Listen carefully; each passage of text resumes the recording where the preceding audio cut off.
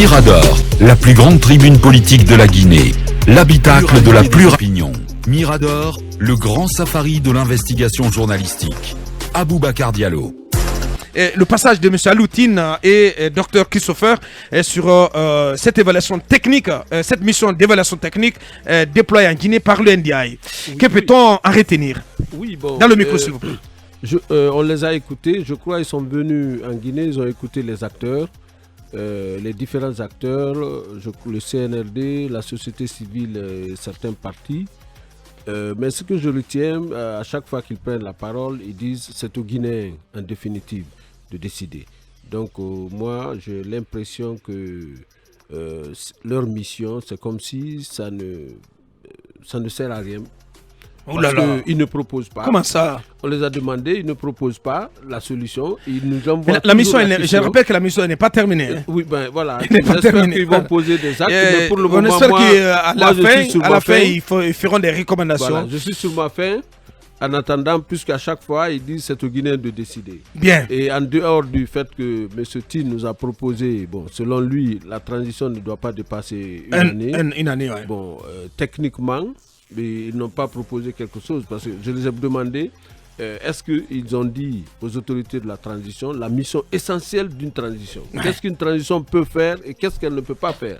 Effectivement. Bon, cette question n'a pas été répondue. Bien, allez-y, nous. Je précise que d'abord, à mon avis, à la lecture de ce qui s'est passé, ils ont rencontré un certain nombre d'acteurs et on a senti, à mon avis, leur présence a pu probablement débloquer la situation après l'émission de ces lettres-là. Mais au-delà, je pense qu'il faut retenir une chose pour mon grand frère Abakar Sako et ceux qui nous écoutent. Ouais. Ces experts, c'est des experts et ils n'ont encore pas rencontré le colonel Mamadi Doumbouya. Ils ont bien envie de le rencontrer et je pense que c'est important d'abord pour l'écouter, le comprendre, mais surtout lui transmettre le message parce qu'ils vont rencontrer pratiquement l'ensemble des acteurs et quand ils voient le président, ils peuvent aider parce et notamment nous c'est juste pour appuyer ce que vous dites, notamment lorsqu'ils vont avoir cette rencontre, ces discussions avec le colonel,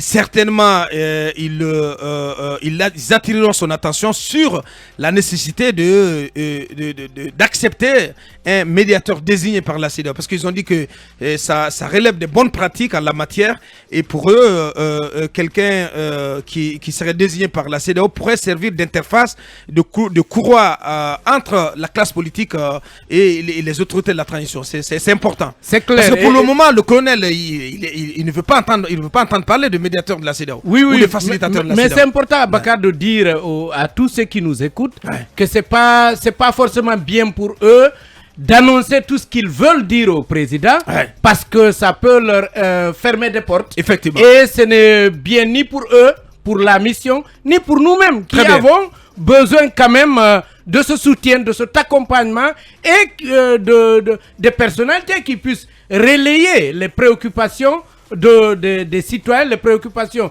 de la société civile, les préoccupations des partis politiques. Je pense que après aussi la mission, quand ils seront de retour, c'est des gens qui vont faire des rapports et je pense que c'est à l'issue de tout cela qu'on peut être satisfait de leur communication. Bien dit. Allez-y, Bassikou. Ces missions, ces différentes missions qui se succèdent en Guinée ont pour vocation pas forcément de trouver la solution, mais de créer les conditions d'un cadre de dialogue sincère, franc. D'influer sur le cours des événements. Justement, et je pense que leur arrivée en Guinée a permis quand même de trouver donc ce déclic-là aujourd'hui, parce qu'on s'est rendu compte que... Même s'ils ne le revendiquent pas. Oui, même s'ils ne le revendiquent pas, mais ça c'est de la modestie, c'est de la diplomatie.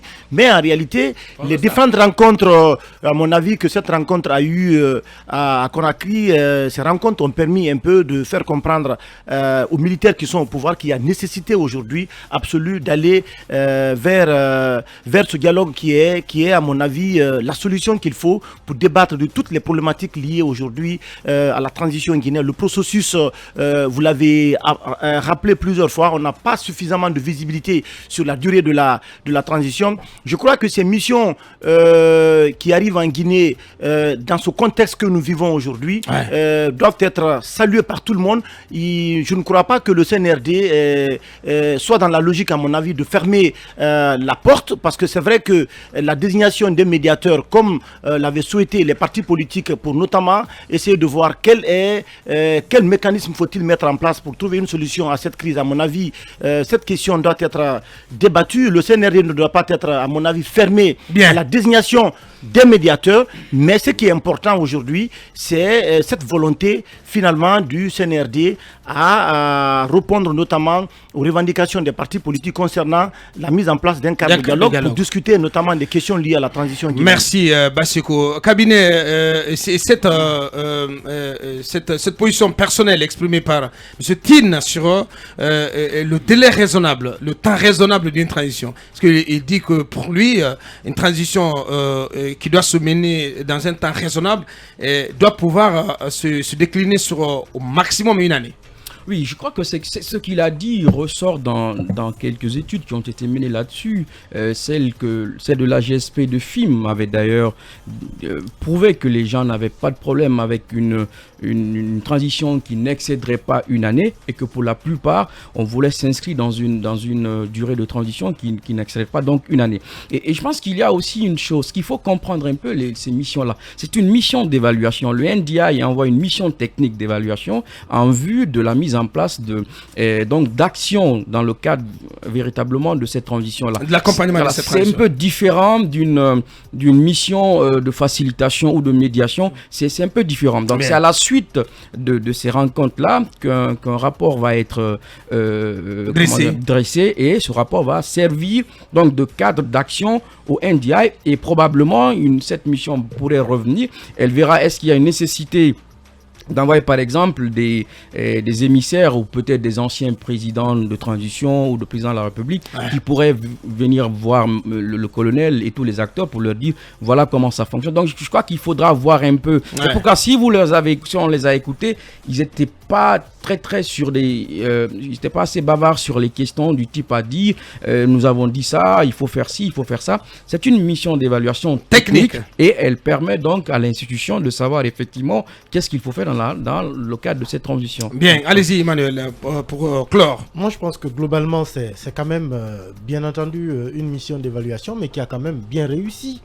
Parce que aujourd'hui l'une des institutions les plus actives en matière de démocratie en Guinée, ça reste quand même le NDI.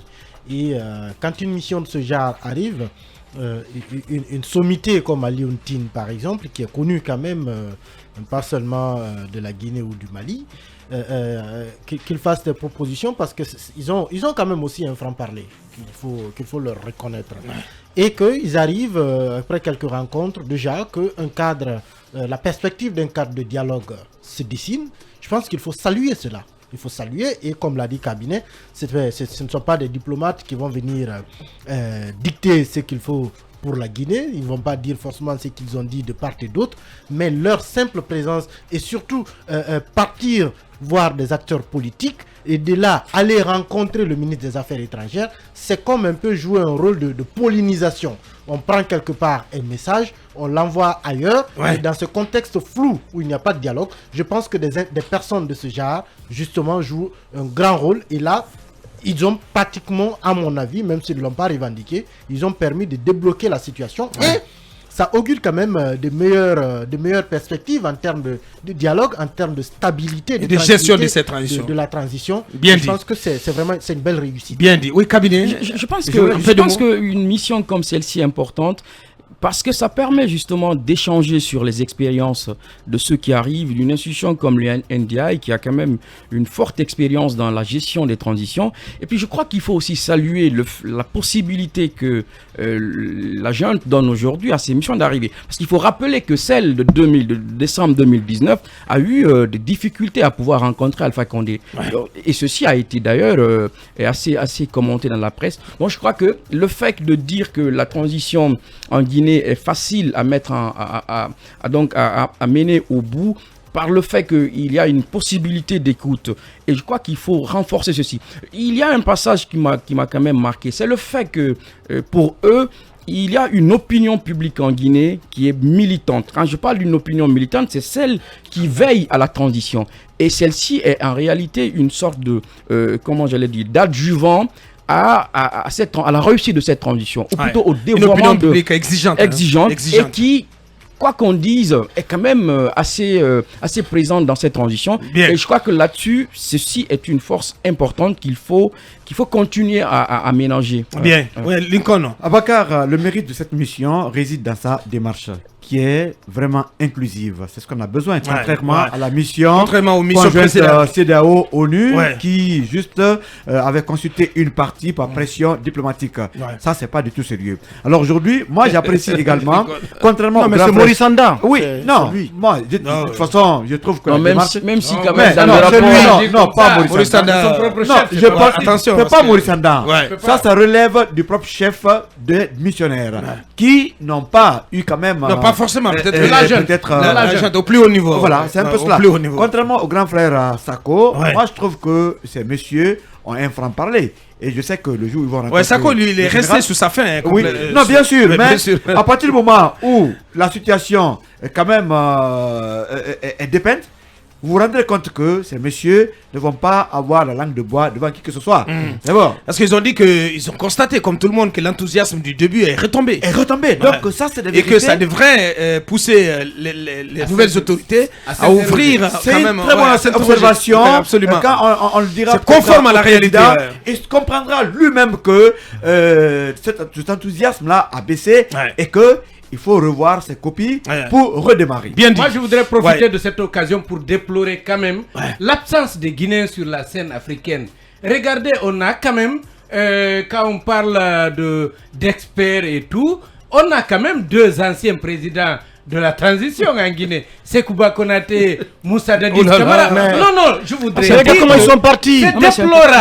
c'est déplorable que nos hommes et nos femmes ne puissent pas aller vendre leur expertise Oui. ailleurs. Parce que Dadis, en plus, il est au Burkina là. Absolument, et on sait que Il est le dans- Burkina il est dans un pays où il y a une Non, mais c'est les transition. conditions dans lesquelles ils sont partis. Mais on sait d'avance. En Centrafrique, Mais on sait d'avance. C'est le seul pratiquement. Mais on Il y a sait Bouressi d'avance. Condé aussi, qui Mais on sait est d'avance. consultant Il aussi. faut Il est dit- consulté à Voilà. travers l'Afrique. Il est consultant. Même dans sa courma aujourd'hui, président. Très bien. de l'Assemblée Non, surtout nationale, Voilà, Konaté. voilà ce que vous pouvez dire. Merci à tous. On continue l'émission.